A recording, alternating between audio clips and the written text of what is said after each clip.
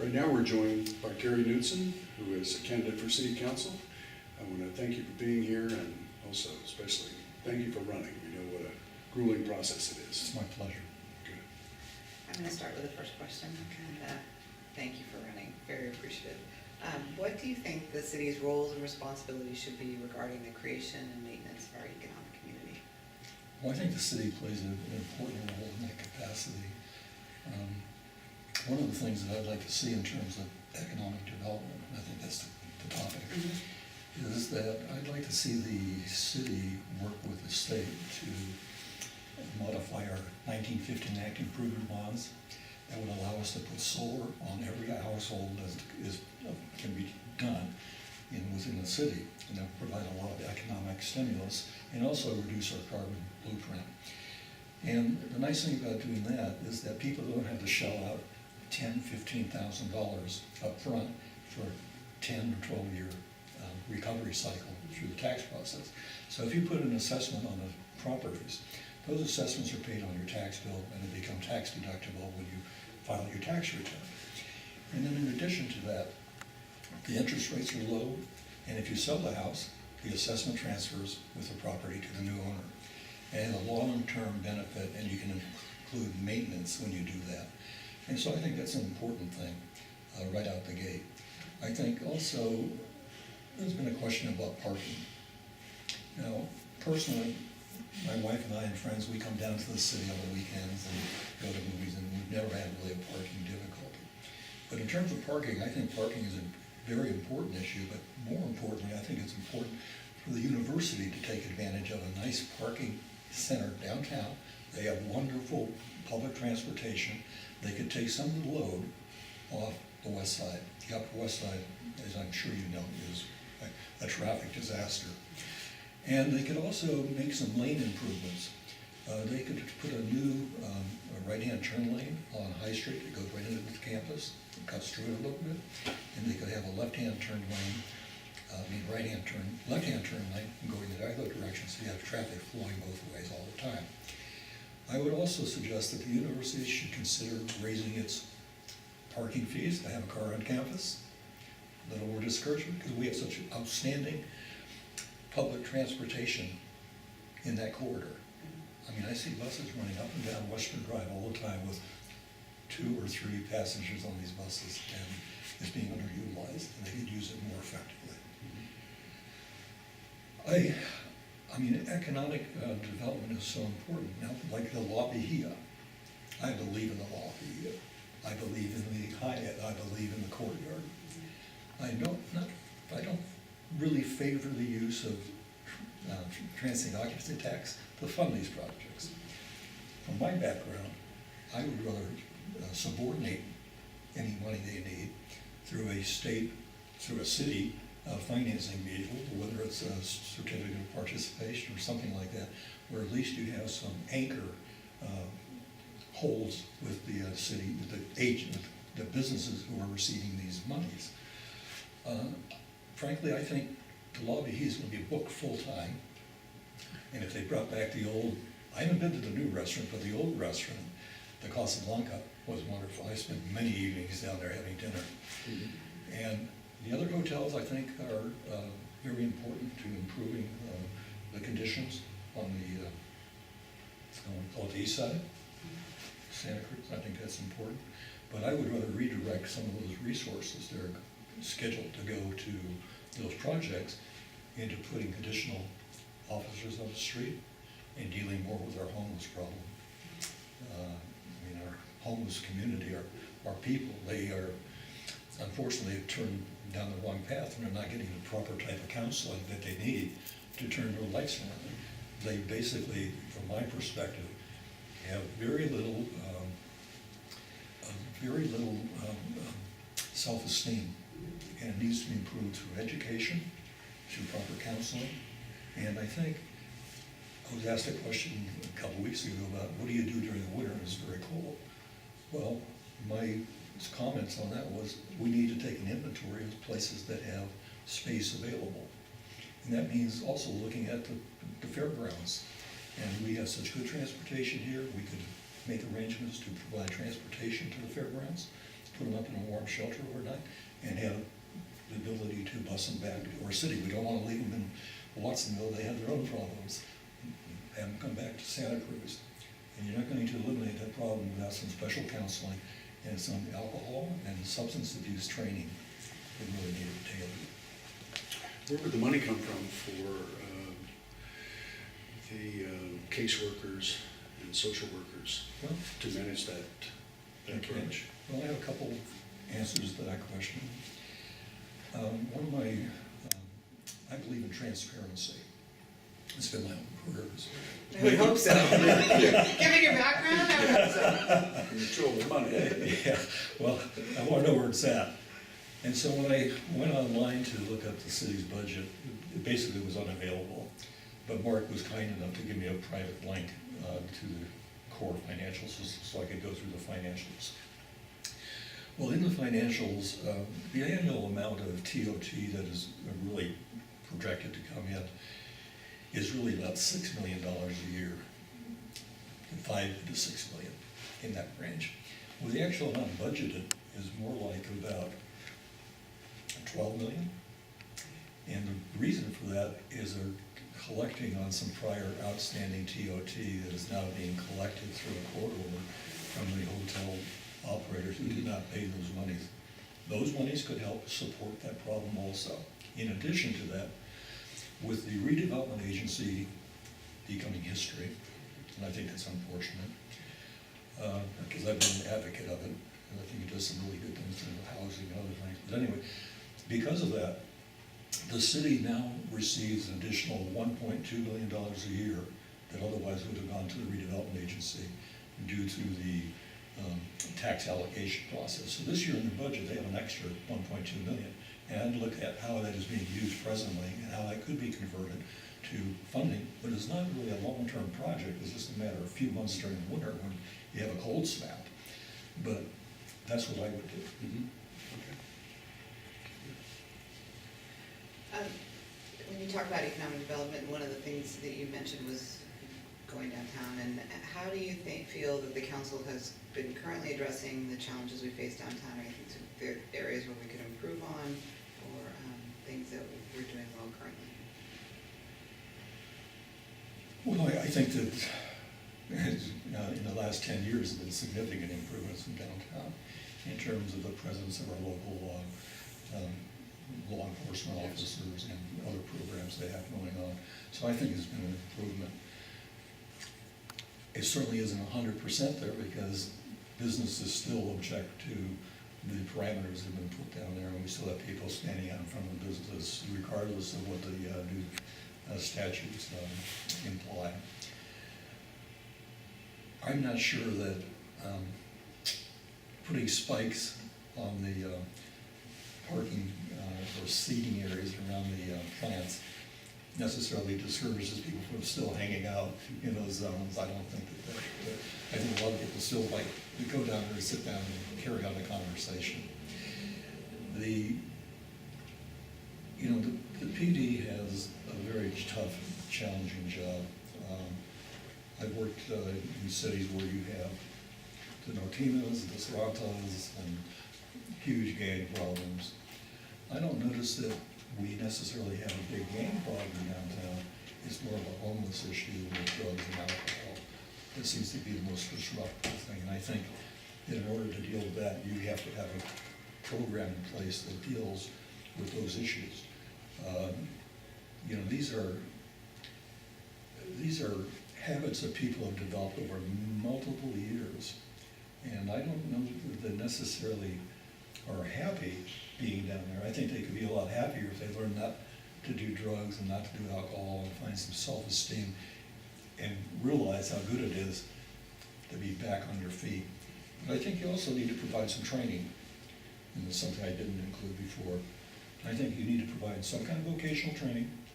It doesn't have to be a college degree. I don't think everybody needs a college degree, frankly. But I do think that providing vocational training, we have the jail farm down in near Watsonville. They provide automobile repair, automotive mechanics. They provide upholstery, a lot of good trades.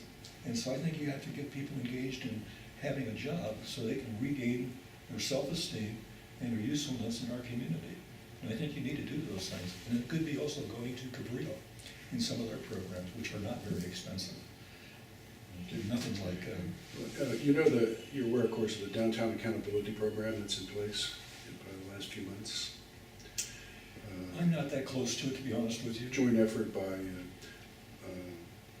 Bob Lee, Oh, yeah. Downtown Association, the host program, Yeah. City of Santa Cruz, of course, and SCPD. And, you know, from all indications that we hear that the chronic offenders, the incidence of difficulty with chronic offenders has declined since that program started. How do you, if your knowledge of it is not great, that's an unfair question, but Well, what kind of resources would you be in Well, favor of committing to that program? Well, like I said, I'm for rehabilitating people who have a particular problem.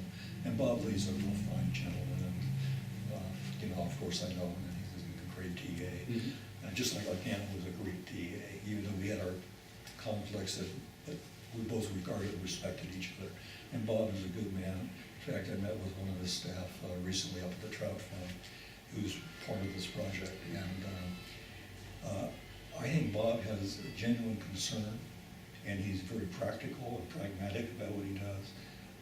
I think the Sheriff's Department is also good in that regard, because overall, the county sheriff is the chief law enforcement officer of the entire county. So he has to have some involvement in that as well. And so whatever they can do to help bring this problem about, I say, good job. Should we switch over to housing? Yeah, probably the most significant problem in our business community is the affordability of housing. Obviously, it's difficult to attract people into a very expensive area, and it's difficult to work in one, as you can imagine. So I'd like to know how you would categorize this problem. How would you describe this affordable housing problem as it applies to different, let's say, income levels of our population? Well, you know, it's a very challenging problem. My daughter's probably will never own a home in Santa Cruz. I keep telling them that I'm going to sell my house and move into some of the smaller footprint, and they go, "You can't sell my house." You know? And so, because they know they'll inherit it at some point in time. It's coming. Hopefully not too soon. But housing is very unaffordable. And I noticed for businesses that the governor has recently proposed changes to the tax laws for businesses. They're going to reduce the amount of taxes that businesses have to pay. And that's going to help provide employers with more incentive to stay in Santa Cruz, reduce some of the high cost of living here, and moving people out. Now, there is a program, there was a program, I think it's still in effect, and I think the city of Santa Cruz used it when Texas Instrument was here, because I remember I had oversight responsibility for it. They received a tax break by employing a number of new employees for the facilities, and they had to report that to my office to see if it coincided with the tax benefit they were receiving. I thought it was a good program, but the unfortunate side of that, I think, had to do with the cost of living and the cost of housing to retain people. Now, here again, I would come back, you know, you only have so much money, and I would look at using some of the excess funding that the city now gets, that $1.2 million a year, and see if that can be pumped into low-income housing in some fashion. The other thing you need to do is you need to reduce the footprint. My yard is so big. If I took my house down, I could probably put 4 houses on it. I mean, it's that big. You don't need the big of a footprint. In fact, managing the yard is a lot of work. And I could better spend my time doing other things. And on the Upper West Side, the footprints are pretty large. But I think in future development, and they've talked about this, every candidate has talked about it, and that is reducing the size of the requirements for lots and the height of the buildings you put up. And so I have one of those unusual homes, which is right at the city's current legal height standard, and, you know, it doesn't, so you can go up. You can go up to 33, 36 feet, I think is the new standard. But I think you can have a smaller footprint, makes it much nicer, and it would make it more affordable. How do you feel about current supply of rental housing? Well, certainly probably not enough. I mean, I live up in the Upper West Side, and if you go up High Street, you'll notice that there are like 10 cars parked in every driveway, and that's because the students are, you know, living in condensed living. You know, you probably have 7 or 8 different students living in one building, and so is there a lack of supply? I think there is a lack of supply. I make a habit of walking through the housing, or I should say the condominium development, almost every night. And there needs to be more housing, but here again, those particular units could have gone up rather than being one story. And you would have increased the capacity for rentals 10, 20-fold easily, I think. So I think you have to look at that and consider, you know, what can be done. And it's a matter of allowing people to build differently than what we're used to them building. We don't need, I mean, my house is far too big for the 2 of us that live there.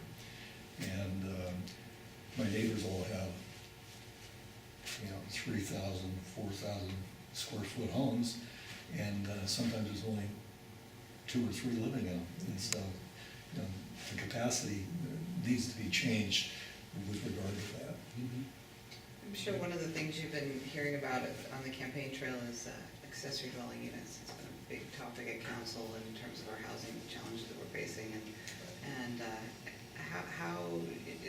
that's a little bit different than what you're talking about. How do you feel about what we currently have with our accessory dwelling units, and then perhaps making it more flexible in terms of the requirements for people to either build or maintain those?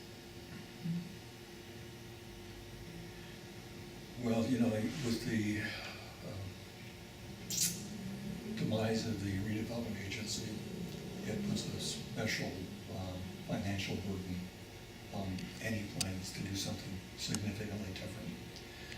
And I do like what they've done downtown. Frankly, I considered selling my house and buying one of the condominiums down on River Street.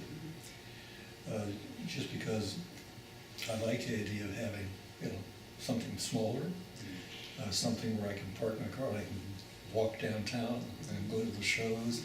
I can do all those things without having to live, you know, on the other side of town. Now, with regard to that,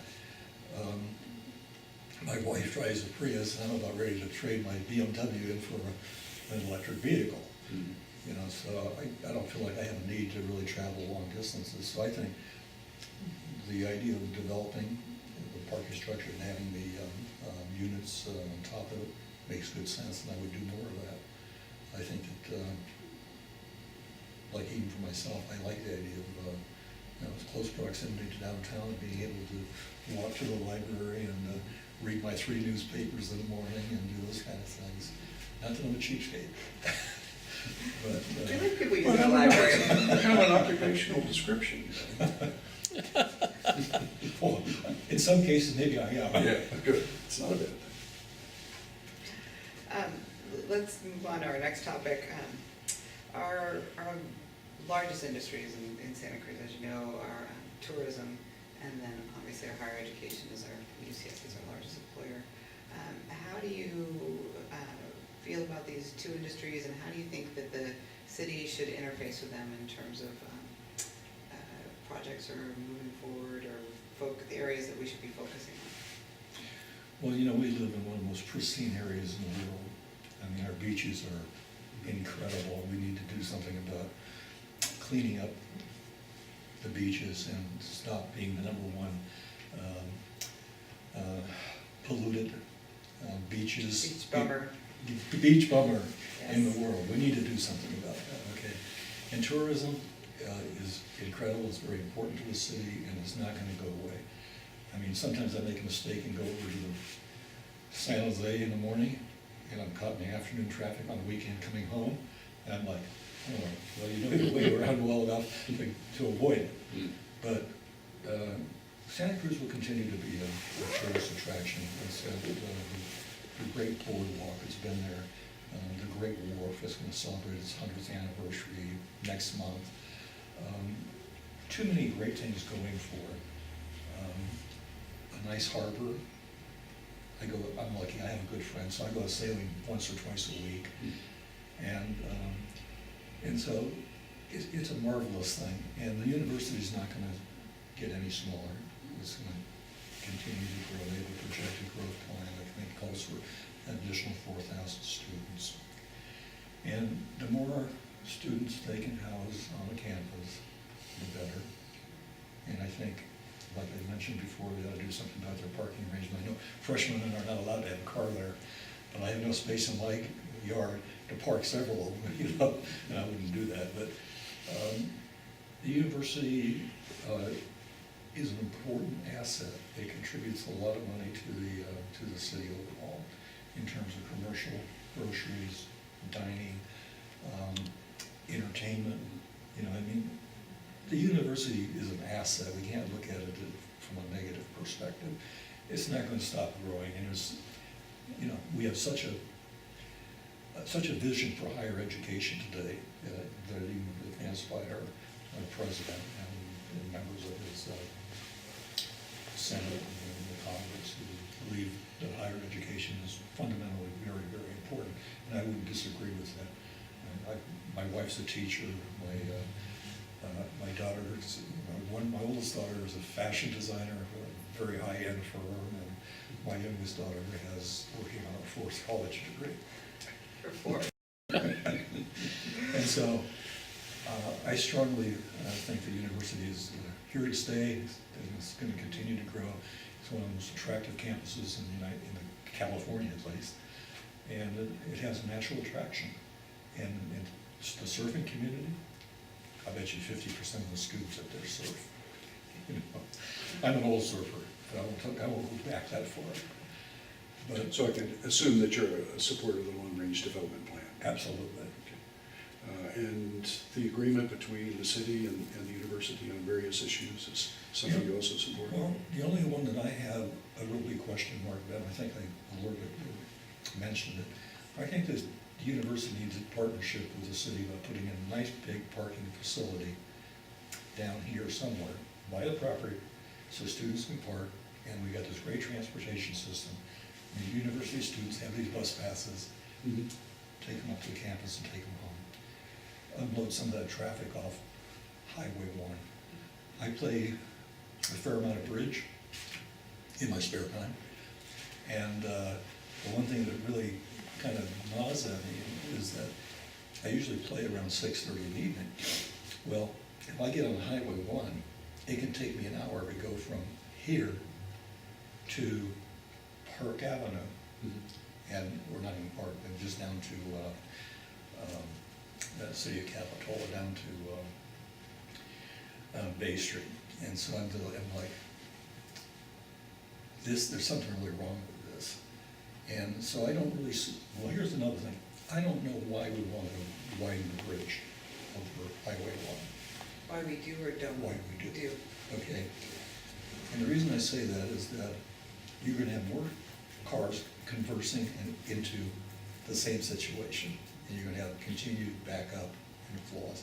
I'd rather see that money used to widen from Morrissey to 41st, maybe to Park Avenue, but I think if you get past 41st, you're home pretty much free.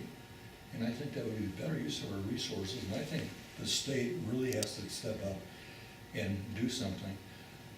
I was raised in Ventura, not raised in Ventura. My family moved to Ventura in 1962, and so I'm familiar with the traffic in Ventura and Santa Barbara. And Santa Barbara, they've been working on highway construction renewal for at least the last 20 years. So when I go down south, I can always count on spending an hour getting from 152 to the other side, to Montecito, because of the traffic. And it's still under construction. It's just amazing how long these projects take. It's overwhelming. And I feel so, actually, because of that, I missed my mother by 1 hour before she passed away. I'm sorry. And I took off real early, but, you know, the traffic is the traffic, and so you just live with the traffic, and so you do it. And I grew up in Southern California, so talk about traffic problems. Your traffic.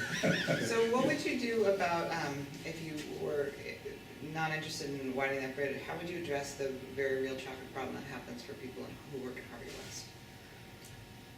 Could you, The Highway 19 intersection, how would you address the challenges we face there? well, I don't really notice that challenge right there. I know the traffic can get backed up to the Highway 17 off-ramp, but it doesn't take long to get through it. And I think what happens is you're in it widening, and you're still gonna end up people congested getting onto from Front Street up to Mission. I think you just have more cars trying to converge with one another. And right now, it's even a problem because what I find is that people who are coming from Mission and down this way, and they're making a turn going to Costco, the light turns yellow, and they'll jump into the intersection, the light's red, and they completely block the flow of traffic. Do you think that widening the bridge would actually increase the number of trips to these destinations? River Street, Costco? I don't think it would decrease it. I think it would do nothing but compact the existing transition from 3-lane, well, 2 lanes 2 lanes. into 3 lanes, and then back again to 2 lanes going up from front up towards Mission. And, you know, Mission's an interesting street. And about economic development and saving money. On Mission Street, I'm sure you all remember, I don't think you were on the council at the time, but they resurfaced the road on Mission. And only to come back a couple months later and have PG&E come in and put underground utilities in. Now, if those projects had been coordinated, they would have had sufficient funds to reallocate to doing other projects. Now, recently, I hate to talk about my neighborhood, but I will. But on Western Drive, they came in and took out the old road, and they put a beautiful road in, and at the same time, they put new water pipes in, which were really needed from the pumping station up on beyond the university. We have a flow that comes down this way. Well, no sooner did they get that done, and I mean, they did a beautiful job. It was incredible. I was shocked. That much ground repair, incredible. So then they came back a few months later, PG&E, and put new gas lines in, and tore up the road again, and put it back in place. Now, had that been coordinated, they could have used that additional money for maybe doing some underground utilities, things of that nature, which are still not the most attractive thing in the city, but they could have done some things in that regard as well. So I don't think things are quite coordinated as well. I don't think blame the city for that. I blame the utilities for not being more cooperative in working with the city. Because not only here, they do it almost everywhere. And you always can tell when it's an election year. They're doing road projects everywhere. From the county's experience as well. I think we're out of time, but thank you very much. We really appreciate you coming in. Well, thank you for having me Best here. of luck. Enjoy. Good luck in the campaign. Thank you.